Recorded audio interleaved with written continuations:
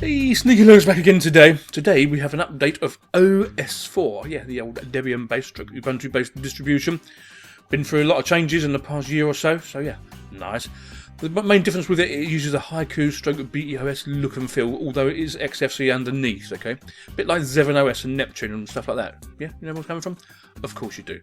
Now, if you right-click the desktop, this is what happens. You get your applications menu down here. You can do that as well, same as you'll do in XFCE. But also, over in the corner, we get our applications menu over here, and here. Okay. Also get web browser. Now, the default one up here is Chrome, Google Chrome, yeah. Although Firefox is around, if you want it, of course. And you've got your file manager here. Now, as you can see, it's got some nice icons in the file manager. They are really nice, and it's all rather different, which is really nice to look at. It's quite soothing and pleasing to look at. A bit different if you want something different, you know what I'm saying? Also, I must say the download is 1.4 gigabytes, although now it's nice and fast. I've got a full 22 megs the other night when I was downloading it, just took a couple of minutes. That wasn't too bad for me.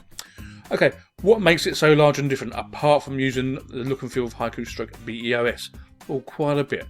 Go to our menu, get your mail reader and your web browser, your settings manager where you can get your additional drivers, check out your Bluetooth and stuff like that, and screensavers, your open Java stuff, and your onboard settings. We go to accessories, right, you get Clam antivirus as standard. Now, whether that's a bit of an overkill, I don't know, but if and when Linux gets more popular, okay, you're going to start having to need this because virus writers are going to target Linux, of course, although it's a more secure system, as we all know.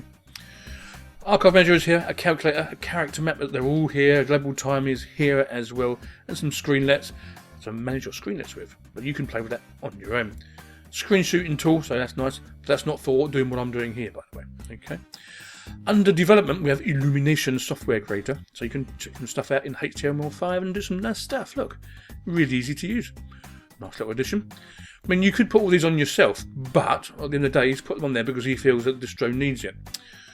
Under games, there's very few, but if you're going to use a sort of distro, maybe you won't want many games, or you'll just have Steam anyway. Under graphics, Blender is here, a desktop publisher is here. Now, what one is it? Let's have a look. It's Scribus 1.4. This is what happens when it opens up nice.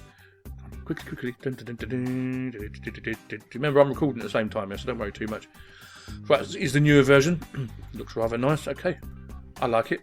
Scribus does what it says on the tin. So if you want some flyers and that done, it's great for that to use. Okay. What else we've got under there? Okay, we've got an image viewer, which is Gimpage.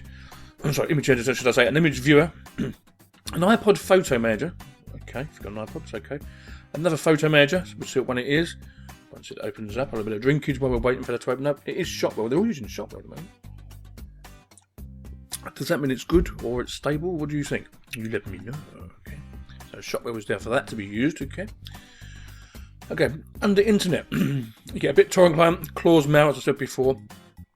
Create a fog app. I've used it on Ubuntu on a new version. I don't really like it that much. Dropbox is as standard.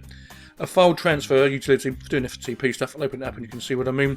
There you go. It works. It's already supplied for you. You don't have to go and get it yourself. Okay. As I said before, Firefox is also here, and also we get Instant Messenger and a Maps thing and whatever. So I'll open up the Fox first. You can have a quick look to see what it comes out like. 551, and there we go. And we're in full screen, baby. So if we go to Bibiker, okay, this is what happens. Reasonably fast. Doesn't use so much memory either. I don't mind Firefox. Some of you moan at it, but I rather like it. I'm an old fart. Okay, works okay for me. Okay, let's get rid of that. What else we got in our menu? Shall we see? Under internet, right. This is never like maps. I thought it was going to be Google Maps. Well, no, it's not actually. It's something completely different. Yes, it is. It's Nokia Maps. Yeah, a bit different, isn't it? Yeah. What do you reckon on that, Disney? So if we search for a place, let's see how good it is. It is not as good as Google. Let's put it that way. Nowhere near, but it's nice to use. So I've put in Paul. Yeah. And Paul is in. What's that?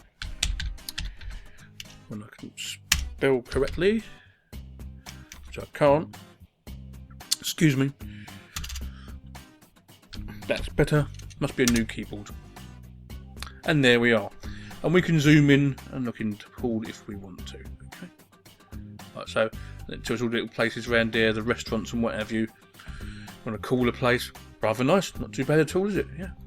Not as good as Google Maps, though, is it? No, it's not. Let's be honest. It's not at all. Okay, yeah. I went a bit mad about that one, and after I used it for a little while, it wasn't as good.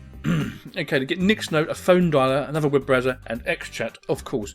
Under multimedia, you get, of course, Audacity, a desktop recorder, which is Record My Desktop. You can use that, lovely. A disc burner, for Zero, I would imagine. An iPod manager, right? You can only manage your songs on there, right? That's all you can do. A music player, which is Banshee. OpenShot is there for you to use. If I click on OpenShot, you'll see what I mean. So you can actually do your video editing here if you want to. Bearing in mind there's some new stuff in the pipeline, okay? In the pipeline. I really do like the BEOS look and feel personally. I don't know about you. It does it for me. Whether I could live with it on a day-to-day basis, I don't know really. Okay, back to multimedia. You get pulse audio stuff for your volume control. A slideshow creator, which is rather good. A sound converter. Transmedia for doing your videos. A video web player. And a webcam viewer. Oh, very good. Under Office, okay, it's all here. It's going to be Abbey Word. It's going to be 292 because it's based on 1204, okay? End of the day. Go to help about Abbey Word. And there it is. It's based on that, okay? Ooh, what else we got down here? Under System. Quite a bit in here, by the way. Get back in time for doing simple backups. And GRSync. Configure your firewalls. Nice. A package installer. Parental controls by default. Now that's a good idea. I rather like that one. So if I put my password in and put my drink down and go like that. No, I like that, don't you?